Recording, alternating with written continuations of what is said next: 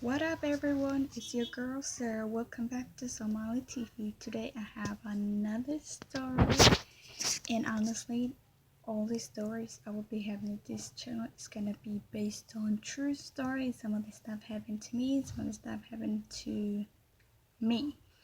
So this based true story is gonna about one time I was on in this business. I can't say the business name, but one of my coworker and I we were outside chatting about certain things about business, and he decided to do a thing that I wasn't expecting out of it. And the fact that I'm Muslim, he was like, "Oh, this Muslim young girl, she's dumb. I can take advantage of her or whatever. Whatever hell is his mind anyway."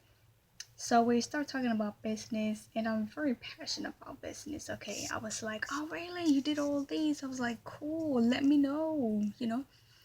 I want to always want improve myself." And he was like, "I can know you can always be welcome to my house, and we can talk about it." Somehow, some way, the conversation just went up to all the way about sex and harassing people and how he always touching and all that stuff. And I was like, "Oh hell no! Why am I talking about this subject?"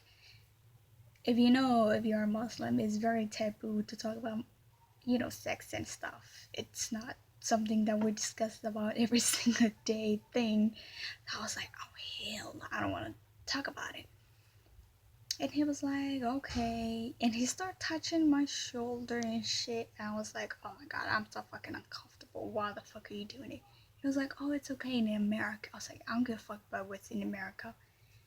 I am uncomfortable, so quit touching me." And one of my coworker I told the other day, he was like, "I don't believe you." Yeah, so he was like, "I don't believe you would happen." And I was like, "Yo, but that is sexual harassment there and then. And you got, some kind of sexual predator in your team, in pretty much in our team, and that's not normal for anyone." And he's married, yo. He's married. And I know his wife. So I was like, "Oh shit, I don't think this business is quite fit for me as a woman and just being a Muslim." And the fact that I'm also black, just because you're black doesn't mean we all, you're African American and I'm African. We have completely two different culture. And on top of that, I'm Muslim, so I have really different culture. Yeah, I'm very outgoing, very straightforward and all that shit, but at the end of the day, I don't like any man touching me or any kind of way.